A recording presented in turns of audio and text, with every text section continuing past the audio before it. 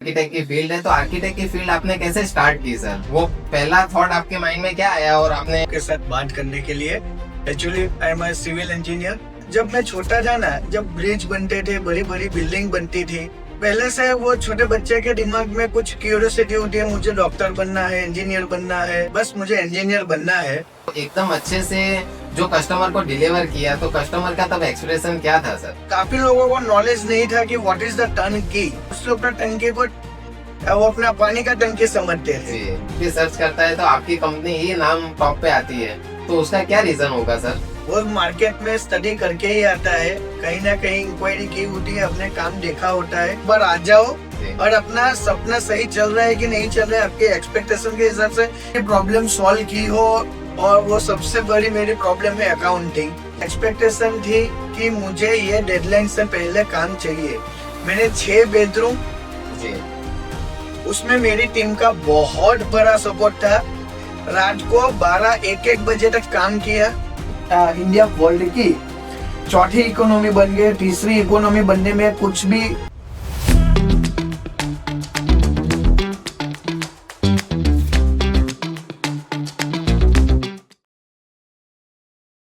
स्वागत है दोस्तों संदीप कुमार पॉडकास्ट में। आज मैं एक ऐसे विजनरी लीडर को साथ में लेके आया हूँ जो ड्रीम्स को रियलिटी में कन्वर्ट करते हैं और घर और ऑफिस को एकदम बढ़िया बनाते हैं। तो ऐसे ही विजनरी लीडर जिनकी टैगलाइन है on time in budget work delivery.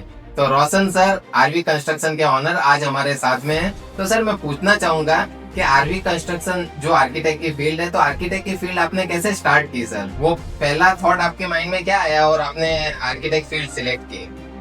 Thank you so much Sandeep भाई, पहले तो मुझे ये मौका देने के लिए, यहाँ आपके साथ बात करने के लिए। आर्किटेक्ट बोलो या इंजीनियर बोलो, actually I am civil engineer. और जब मैं छोटा था ना, जब ब्रिज बनते थे, बड़ी बड़ी बिल्डिंग बनती थी, तब पहले से वो छोटे बच्चे के दिमाग में कुछ क्यूरियोसिटी होती है, मुझे डॉक्टर बनना है, इंजीनियर बनना है, पायलट बनना है। तो पहले से मेरे दिमाग में एक चीज थी, मुझे इंजीनियर बनना है।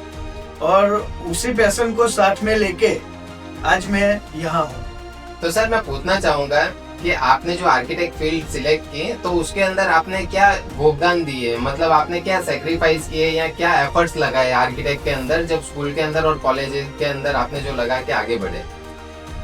एक्चुअली जो ड्रीम था ना, तो ज्यादा कुछ ऐसा एफर्ट या स्ट्रगलिंग या ऐसा कुछ महसूस नहीं हुआ, क्योंकि मेरा एक पैशन था, बस मुझे इंजीनियर बनना है और उसी ड्रीम के पीछे लगा रहा। तो ऐसा कुछ मेरे को महसूस नहीं हुआ कि मुझे ये चैलेंज है, वो चैलेंज है, बस आगे बढ़ता गया सपने के पीछे और हो गया। सर आप एक्सप्लेन कीजिए कि जब 20 साल पहले आपने कोई काम स्टार्ट किया था और फर्स्ट काम जब आपने स्टार्ट किया और उसको एकदम अच्छे से जो कस्टमर को डिलीवर किया, तो कस्टमर का तब एक्सप्रेशन क्या था सर? जब मैंने पहला काम स्टार्ट किया ना, जो आज मेरी टैगलाइन है, in budget on time work delivery, वो पैशन के साथ एक टर्नकी बेस्ड काम स्टार्ट किया था। जब पूरी इंडस्ट्री में वो नया था, आज सबको कुछ ना कुछ काम करना हो, तो वो सोचता है कि यार कैसे मैनेज होगा, बजट में कैसे होगा, टाइम से होगा कि नहीं होगा। तो मैंने मेरा कैरियर का पहला काम ही टर्नकी से किया था। उस वक्त काफी लोगों को नॉलेज नहीं था कि what is the turnkey. Actually कुछ टर्नकी बोलते हैं, टर्नकी बोलते थे, एक्चुअली कोई स्पेसिफिक वर्ड ही नहीं था। कुछ लोग टंकी को वो अपना पानी का टंकी समझते थे। तो मेरा पहला काम मैंने टर्नकी वर्क से किया था और एक यूनिक वे से किया था, और वो भी 100% सेटिस्फेक्शन के साथ। तभी मेरा एक टैगलाइन बना, in budget on time work delivery. अगर आप मेरे से काम कराते हो तो बजट में और समय से काम होता है। तो सर मैं जानना चाहूंगा कि जो आरवी कंस्ट्रक्शन आज बारडोली सूरत के अंदर बेस्ट माना जाता है, और अगर कोई बेस्ट आर्किटेक्ट भी सर्च करता है तो आपकी कंपनी ही नाम टॉप पे आती है, तो उसका क्या रीजन होगा सर? उसका एक ही रीजन है कि मैंने पहले से कस्टमर सेटिस्फेक्शन में बिलीव किया है कि जब तक कस्टमर सेटिस्फाइड नहीं होता, मैं वो काम छोड़ता नहीं हूँ। और बहुत ही प्राउड के साथ कह सकता हूँ कि अगर आप इस इंडस्ट्री में देखोगे, आर्किटेक्ट और कंस्ट्रक्शन कहीं ना कहीं बैलेंस करना बहुत टफ होता है। मैंने दोनों चीज बहुत बढ़िया से बैलेंस की और आज तक एक भी कस्टमर को नाराज नहीं होने दिया। उसके लिए मुझे नुकसान भी उठाना पड़ा तो मैंने उठाया है, और यही चीज है कि अगर आप बेस्ट आर्किटेक्ट इन बारडोली गूगल भी करोगे तो आपको टॉप पे आरवी कंस्ट्रक्शन ही दिखेगा। तो सर मैं पूछना चाहता हूँ कि जब कस्टमर खुद की मर्सिडीज लेके आप तक आता है तो पहले कौन से 3 क्वेश्चंस आपको पूछता है जिसका आपको आंसर देते हुए बहुत ही खुशी होती है और हर बार आप रिपीट करते करते हंसते हो? क्वेश्चन एक्चुअली जब आप बोल रहे हो कि कोई अगर कस्टमर आपके पास आता है तो ऐसे ही कोई नहीं आता है जी। वो मार्केट में स्टडी करके ही आता है, कहीं ना कहीं इंक्वायरी की होती है, अपने काम देखा होता है, तभी वो लोग आते हैं। और जब आते हैं तो एक चीज मुझे बहुत ही प्राउडली के साथ कहता हूँ मैं कि अगर आप बजट या एक्सपेक्टेशन बैलेंस नहीं करते हो तो एक्सपेक्टेशन और बजट आपको बैलेंस करके चलना पड़ता है, क्योंकि हर किसी की एक ख्वाहिश होती है कि भाई मेरे को मर्सिडीज चाहिए और वो भी फंटी के भाव में, तो वो कभी भी मैच नहीं होगा। और मैं राइट गाइड करता हूँ कि अगर आपकी एक्सपेक्टेशन ये है तो आपको इतना बजट जाएगा ही जाएगा। और मुझे बहुत ही उसमें सेटिस्फेक्शन मिलता है कि मैं कस्टमर को राइट गाइड करता हूँ, ना कि हाँ हो जाएगा कोई बात नहीं, ऐसा मेरा थॉट ही नहीं है। अगर उसको ऐसा लगता है कि यार मेरे को यहाँ पे बहुत मैं एक्सपेक्टेशन लेकर आया था कि यार मेरे ये बजट में रोशन भाई काम कर देंगे और मैं मना करता हूँ, तो मुझे कभी भी दुख नहीं होता है अगर कस्टमर जाता भी है, क्योंकि अभी तक मैंने 90% कस्टमर ऐसे देखे हैं जिसको मेरे बजट की वजह से या मेरा राइट गाइडेंस की वजह से डील क्लोज नहीं होती है, और वो लोग वही मार्केटिंग करते हैं कि यार रोशन भाई जो बोलते हैं ना वो सही बोलते हैं। सही है। तो सर आप जब भी कोई काम फाइनल करते हो तो मैंने देखा है कि बहुत सारे सिस्टम आपने ऑफिस के अंदर लगा रखे हैं और आपकी टीम भी बहुत बड़ी है, तो सर वो सिस्टम के बारे में थोड़ा हमको समझाइए कि कस्टमर को पता चले कि ये सिस्टम से आप फॉलो करते हो। एक्चुअली कभी भी हम बिजनेस में आते हैं ना कोई सिस्टम नहीं बनाते हैं। मेरा पहले से थोड़ा आफ्टर कोविड जी एक लर्निंग मेरे में जो आई है ना कि आप जब तक लर्न नहीं करोगे तब तक अर्न नहीं करोगे जी। और जब तक आपके पास सिस्टम नहीं होगी तब तक आप कहीं ना कहीं उलझे रहोगे जी। तो ये थॉट प्रोसेस है, मैंने पूरी मेरे बिजनेस में एसओपी बनाई हुई है जी। चाहे वो कस्टमर डीलिंग की हो या ऑफिस वर्क की हो, तो उसी के हिसाब से काम करते हैं जिससे हम काफी स्मूथ वे पे और ट्रांसपेरेंसी के साथ काम करते हैं। तो सर मैं पूछना चाहूंगा, जैसे आपका यूएसए और कनाडा से भी काफी कस्टमर आपके साथ में डीलिंग करते हैं, तो उनको सेटिस्फाइड रखने के लिए आप क्या करते हो सर? एक ही चीज कस्टमर को सेटिस्फाइड करती है, वो है ट्रांसपेरेंसी और ऑनेस्टी। जब तक आप ट्रांसपेरेंसी के साथ या ऑनेस्टी के साथ काम नहीं करोगे तब तक कोई भी किसी भी तरह से आप किसी को भी संतुष्ट नहीं दे पाओगे। काफी मेरे काम ऐसे चल रहे हैं कि भारतीय अमेरिका में बैठी हो, उन लोगों का कुछ अलग एक्सपीरियंस रहा हो अलग के साथ और औरों के साथ, और मेरे साथ जुड़ने के बाद अलग एक्सपीरियंस रहा हो। मेरे पास काफी कस्टमर ऐसे है वो जो सोचते थे कि अगर मेरे घर का काम करना है, अगर मुझे इंडिया में काम करना है तो मैं 10 ट्रिप मारनी पड़े तो मारूंगा, इतना फोकस करना पड़ेगा तो करूंगा। लेकिन मेरे साथ जुड़ने के बाद मेरा काम देखने के बाद मुझे बुलाना पड़ता है, यार प्लीज एक बार आ जाओ और अपना सपना सही चल रहा है कि नहीं चल रहा है, आपके एक्सपेक्टेशन के हिसाब से काम चल रहा है कि नहीं चल रहा है, देख के जाओ। लेकिन उन लोगों का एक ही आंसर होता है, आपको मैंने काम दिया, अभी हमको कुछ पीछे देखने की जरूरत ही नहीं है। बहुत बढ़िया सर, बहुत बढ़िया। अब मैं सर जानना चाहूंगा कि आपकी जो आर्किटेक्ट की फील्ड है उसमें आज तक सबसे टॉप लेवल की जो आपने प्रॉब्लम सॉल्व की हो वो थोड़ा मुझे बताइए सर। टॉप लेवल की प्रॉब्लम सॉल्व की हो, और वो सबसे बड़ी मेरी प्रॉब्लम है अकाउंटिंग। मैंने जैसे आपको बताया कि मुझे कस्टमर सेटिस्फेक्शन में बहुत ज्यादा दिलचस्पी रहती है, मैं कस्टमर सेटिस्फेक्शन में बिलीव करता हूँ, और सबसे बड़ी मेरी चैलेंज यही थी कि बजट के अंदर काम पटाना है, क्योंकि मैं ज्यादातर पहले लर्निंग से पहले काफी कस्टमर को मना नहीं कर पाता था, ना नहीं बोल सकता था। वो मेरी सबसे बड़ी कमजोरी थी और सबसे बड़ी ताकत भी वही थी, क्योंकि आज कस्टमर को ना सुनना पसंद भी नहीं है, चाहे किसी भी फील्ड में हो। वो एक कमजोरी भी है और एक ताकत भी है मेरी कि कस्टमर को ये अच्छा लगता है, लेकिन कस्टमर को अच्छा दिखाने के लिए हम घाटे में जाते थे। तो इसके लिए पूरी मैंने एसओपी बनाई हुई है, जिससे मैं ये प्रॉब्लम से बाहर निकला कि ना बोलने का प्रॉब्लम ही नहीं है, आप जितना क्लियर रहोगे कस्टमर उतना क्लियर रहेगा।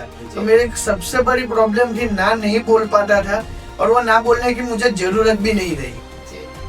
तो सर मैं जानना चाहूंगा कि अब तक आपने सबसे बड़ा प्रोजेक्ट एक टाइमलाइन के साथ में फिनिश किया हो, तो वो थोड़ा एक्सप्लेन कीजिए कि सर वो कौन सा प्रोजेक्ट था और कितने टाइम में आपने फिनिश किया। मेरे लाइफ का सबसे बड़ा चैलेंजिंग एक प्रोजेक्ट था बगुमरा में।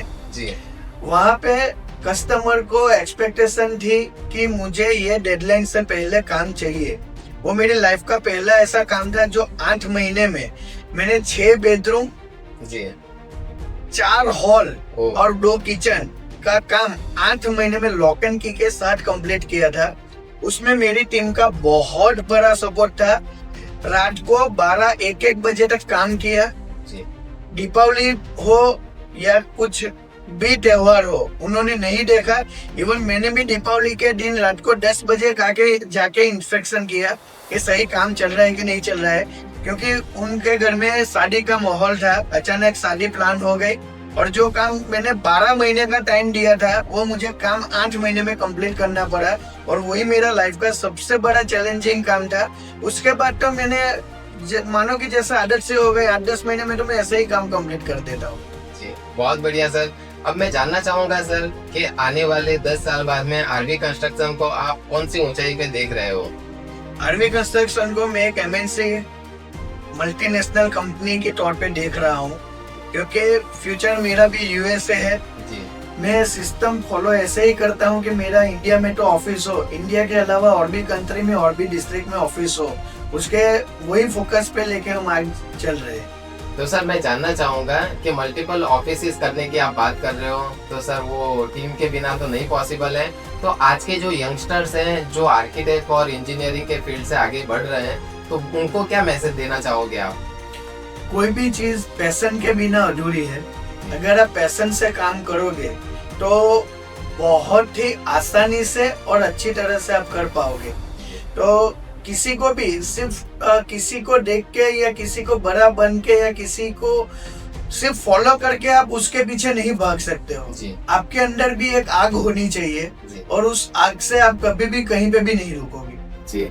तो सर आज के जो यंगस्टर है वो कंप्लीट करने के बाद में खुद का एजुकेशन और आपके साथ में जुड़ना चाहता है, तो आप उनको एक्सेप्ट करोगे? डेफिनेटली। हम जैसे आपको बताया, अगर बड़ा बनना है या कुछ बड़ा करना है तो बिना टीम के या बिना कुछ सपोर्ट के हम कभी भी आगे नहीं बढ़ पाएंगे। तो डेफिनेटली हम नए लोगों को चांस देते हैं जी। और चांस देकर उसके अंदर जो गुड क्वालिटी है उसको मोटिवेट करते हैं और उसको आगे बढ़ाते हैं। बढ़िया है सर। सर अब मैं जानना चाहूंगा कि जब आपने कोई बड़ा प्रोजेक्ट फिनिश किया हो और उसके 5 साल बाद में अगर आपकी गाड़ी वहां से निकल रही है, तो आपको क्या फील होता है सर? बहुत ही प्राउड फील होता है। और जैसे कि मैंने आपको पहले बताया कि भगवान की कृपा समझिए, मेरी मेहनत समझिए या संजोग समझिए, आज तक एक भी दरवाजा मेरी वजह से बंद नहीं हुआ है। जी। मतलब कि मैं ऐसा कोई भी प्रोजेक्ट नहीं है जहाँ पे बिंदास जा ना सकूं या किसी को बोल ना सकूं कि ये काम मैंने किया है। जी। कई बार क्या होता है, हमें हमारा काम दिखाने में भी डर लगता है। जी। तो आज तक ऐसा कोई काम नहीं है कि जिससे मुझे फियर हो कि है मैं इसका नाम लूंगा तो मेरा काम में या मेरे छवि पे कुछ असर पड़ेगा। तो सर मैं जानना चाहूंगा कि आपने अपनी छवि मेंटेन करते हुए आगे बढ़े हैं, तो एक कस्टमर की स्टोरी आप बताइए जो सेटिस्फाइड होके और उसके बाद में 10 से 15 काम लेके आए खुद की गाड़ी में बिठा के कस्टमर को और आपकी ऑफिस तक डीलिंग तक फाइनल करवाई है, ऐसा कोई? ऐसी एक साइड हो तो बताऊं, मेरी सब साइड ऐसी है जी। और मेरा काम ही बोलता है, मुझे साइड से साइड मिलती है। जैसे आपको बताया, ऐसी कोई साइड नहीं होगी कि जिन्होंने मेरे को कहीं और रेफर नहीं किया होगा। जी। मेरा कस्टमर के साथ बॉन्डिंग इतना बड़ा है कि अगर मैं कहीं पे भी जाता हूँ तो उस वहाँ का फैमिली मेंबर बन जाता हूँ। और जो भी कस्टमर होते हैं ना, वो कस्टमर बाद में पहले होते थे, बाद में वो फैमिली मेंबर हो जाते हैं और वही मेरे को काम दिलाते हैं। सर बहुत ही बढ़िया। अब मैं जानना चाहूंगा सर कि कोई पर्टिकुलर आपकी आर्किटेक्ट फील्ड के अंदर ही है और वो बेस्ट नहीं बन पाया है, काफी 25-30 साल से मेहनत कर रहा है, तो उनके लिए क्या मैसेज होगा कि वो अगर ये 3 चीजें फॉलो करें तो वो डेफिनेटली आपकी तरह बेस्ट बन सकता है? जैसे मैंने आपको बताया पिछली बातों में जी आपने कंसिस्टेंसी तो बताई है, जी। पिछले 10-15 साल से आप काम कर रहे हो। जी दो चीज आपकी लैकिंग होगी, जी एक या तो आपके अंदर पॉजिटिविटी की कमी होगी जी जिससे कि आप कहीं पे कुछ और बड़ा करने के लिए या कुछ आगे बढ़ने के लिए अटक रहे हो, जी या दूसरी ट्रांसपेरेंसी, जी आप जो काम कर रहे हो उसमें कहीं ना कहीं आप हिडन करने की कोशिश कर रहे होगे जी जिससे वजह से आप आगे नहीं बढ़ पाते होगे। तो एक पॉजिटिविटी लाइए, कोई भी काम करना हो बिंदास एक बार आगे बढ़िए जी और ट्रांसपेरेंसी के साथ आगे बढ़िए। सब लोगों का फियर होता है कि यार ट्रांसपेरेंसी दिखा देंगे तो हमें ये नुकसान होगा वो नुकसान होगा, कभी भी कुछ नुकसान नहीं होता है। जी सर, मैं पूछना चाहूंगा कि अपना जो इंडिया इतना अच्छा ग्रोथ कर रहा है तो उसके अंदर रिलायंस है और इन्फोसिस है, तो ये बड़ी बड़ी जो कंपनी है तो वो क्या लेवल पे पार्टिसिपेट कर रही है और इंडिया को डेवलपमेंट में आगे लेके जा रही है इंफ्रास्ट्रक्चर के बेसिस पे? डेफिनेटली बड़ी बड़ी कंपनियों का इंफ्रास्ट्रक्चर डेवलप करने में बहुत योगदान है। अगर योगदान नहीं होता तो हमारा डेवलपमेंट नहीं होता, जी या डेवलपमेंट नहीं होता तो ये कंपनियां बड़ी नहीं होती। जी तो सबसे बड़ा अपना वही है कि जो भी बड़ी कंपनी है अपने योगदान से रोजगार दे रही है, जी डेवलपमेंट नई नई टेक्नोलॉजी ला रही है, जी नई नई टेक्नोलॉजी अडॉप्ट कर रही है, जी जिससे हमारा देश बहुत ही आगे बढ़ रहा है। सर, बहुत ही बढ़िया सर। मोदी जी के अपने इंडिया के अंदर पीएम बनने के बाद में आपने क्या परिवर्तन देखा है सर इंफ्रास्ट्रक्चर के बेस पे? वो तो एक ऐसी महान हस्ती है जी जो मैंने आपको जितनी भी खूबी किसी इंसान में होनी चाहिए ना उससे बढ़कर है। जी विजनरी पर्सन है, जी पॉजिटिव पर्सन है, जी अपॉर्चुनिटी जो भी दिखती है या जो भी फ्यूचरिस्टिक है जी वो देख के वो एडवांस में स्टेप लेते हैं। जी जैसे हमारा इंडिया का मिशन आप देखते होंगे 2025 चल रहा है, लेकिन 2030 में अब कहाँ होंगे, जी 2035 में कहाँ होंगे, 2047 में कहाँ होंगे, वो हमारे देश का एक विजन और मिशन दोनों तैयार है। जी तो उससे बड़ी तो कोई बात हो ही नहीं सकती हमारे पीएम की। और वही विजन का आप देखते होंगे कि आज इंडिया वर्ल्ड की चौथी इकोनॉमी बन गई, तीसरी इकोनॉमी बनने में कुछ ज्यादा समय नहीं लगने वाला है। जी। तो सर, मैं बोलना चाहूंगा कि इस पॉडकास्ट के माध्यम से अगर ये पॉडकास्ट मोदी जी तक जाता है तो उनको एप्रिसिएशन के वर्ड पे एज ए आर्किटेक्ट आप कौन से वर्ड बोलना चाहोगे? बहुत बड़ा सवाल कर दिया है आपने। जी एक बड़े आदमी के साथ अगर हम जब कुछ बोलना चाहते हैं ना जी तो हम स्पीचलेस हो जाते हैं। जी और मैं यही बोलना चाहूंगा, कुछ भी बोलने से पहले मैं स्पीचलेस हूँ, मैं उनको कुछ बोल ही नहीं सकता हूँ। जी जी। तो यही है, उनके दिल से निकल रहे हैं वर्ड्स के। आज जो भी व्यक्ति है तो वो उनकी कैपेबिलिटी से भी ज्यादा काम करते हैं, तब जाके व्यक्ति सामने वाला स्पीचलेस हो जाता है। तो सर, टेक्नोलॉजी से याद आया कि आर्किटेक्ट और इंटीरियर के अंदर आप जो काम करते हो तो आप पर्टिकुलर कौन सी टेक्नोलॉजी फॉलो करते हो सर? टेक्नोलॉजी में इस हिसाब से बात करूँ को, अगर कस्टमर का जो विजन है या जो ड्रीम है अगर हम उसको रियलिटी में दिखाना चाहते हैं जी तो सबसे बड़ी टेक्नोलॉजी आज पहले से मौजूद है 3D रेंडरिंग। जी आज उससे बढ़कर आ गया है VR। जी अगर आप जो भी कस्टमर का ड्रीम हो अगर वो बनने से पहले आप उसको दिखा देते हो जी तो उससे बड़ी कोई बात नहीं हो सकती। दो चीज है इसमें, जी एक कस्टमर का विजन 100% ड्रीम 100% मैच और क्लियर हो जाता है जी और बहुत ही नॉमिनल कॉस्ट के अंदर वो अपना सपना देख सकता है, जी जिससे कि बनने के बाद वो यार थोड़ा ये हो गया वो हो गया, ये ऐसा नहीं चाहिए था वैसा नहीं चाहिए था, वो चीज नहीं होती है। और वही चीज मैंने मेरे बिजनेस में एक्सेप्ट की हुई है। मैं किसी भी कस्टमर का 3D रेंडरिंग के अलावा बिना काम नहीं करता हूँ, जिससे कस्टमर का विजन एकदम क्लियर हो जाता है, बजट क्लियर हो जाता है। इसीलिए हमारी टैगलाइन भी है, अगर हमें भी पता चलता है कि अगर ये विजन या ये ड्रीम के हिसाब से जाएंगे तो इतना टाइम लगेगा और इतना बजट होगा, तो कस्टमर को वो क्या होता है कई बार कि कस्टमर सोचता है मेरा X बजट में काम होना चाहिए, जी लेकिन काम करते करते पता चलता है इस साले तो Z हो गया। जी। तो पहले से काम करने का मतलब ही यही है कि हम 100% श्योरिटी के साथ बजट और टाइम दोनों दे सकते हैं। जी। तो सर मैं पूछना चाहूंगा कि आपको कौन से ऐसे व्यक्ति हैं जो काम लाके दे सकते हैं, क्योंकि जैसे आप बेस्ट काम करते हो तो कुछ ऐसी कैटेगरीज बताइए जो आपको बिजनेस लाने में काफी हेल्पफुल हो सकती है। बिजनेस लाने में या बिजनेस देने में जी जो प्रोफेशनल है ना, जी वो मेरे बिजनेस की बात कर रहा हूँ जी कि जिसके पास खुद के कुछ सपने होते हैं, पूरे करने के लिए समय नहीं होता है, जी या तो कुछ एनआरआईज है जी जो यहाँ पे खुद मौजूद रह के अपने घर का काम सही क्वालिटी या सही बजट में या सही टाइम से नहीं करवा पाते हैं। जी तो वो मेरे लिए बेस्ट क्लाइंट है, क्योंकि मैं मेरा खुद का घर बना रहा हूँ वैसे, या कुछ मेरा खुद का प्रोजेक्ट चल रहा है वैसे, ना ही मैं, मेरी पूरी टीम वैसे काम करती है कि जैसे ही अपना काम हो रहा है। जी सर बहुत बढ़िया है। तो सर आज तक आपके 10,000 से ज्यादा सेटिस्फाइड कस्टमर रहे हुए हैं, तो सर वो अगर 10,000 से ज्यादा सेटिस्फाइड कस्टमर ये पॉडकास्ट आपका देख रहे हैं तो उनको आप क्या मैसेज देना चाहोगे? अगर मेरे कस्टमर ये पॉडकास्ट देख रहे हैं तो मैं उसको सिर्फ एक ही चीज कहना चाहूंगा, थैंक यू, आपने मुझ पे ट्रस्ट किया। अगर आप ट्रस्ट नहीं करते तो दूसरे लोग भी मेरे पे ट्रस्ट नहीं कर पाते। तो पहले तो मेरे जो कस्टमर है उसके लिए एक ही चीज है, thank you so much trusting on me. Sir मैं पूछना चाहूंगा कि आने वाले समय में ये 10,000 कस्टमर के 10 लाख बनने वाले हैं, तो वो 10 लाख कस्टमर को आप क्या एश्योरेंस देना चाहोगे सर? एक ही चीज का एश्योरेंस मिलेगा मेरे यहाँ से, ट्रांसपेरेंसी के साथ। अगर आपको क्वालिटी वर्क चाहिए जी। तो एक ही नाम याद रखिए, आरवी कंस्ट्रक्शन। तो सर आरवी कंस्ट्रक्शन जो आपने नाम रखा हुआ है कंपनी का, उसका अब तक का सबसे बड़ा जो अचीवमेंट बोलते हैं तो वो कौन सा रहा हुआ है?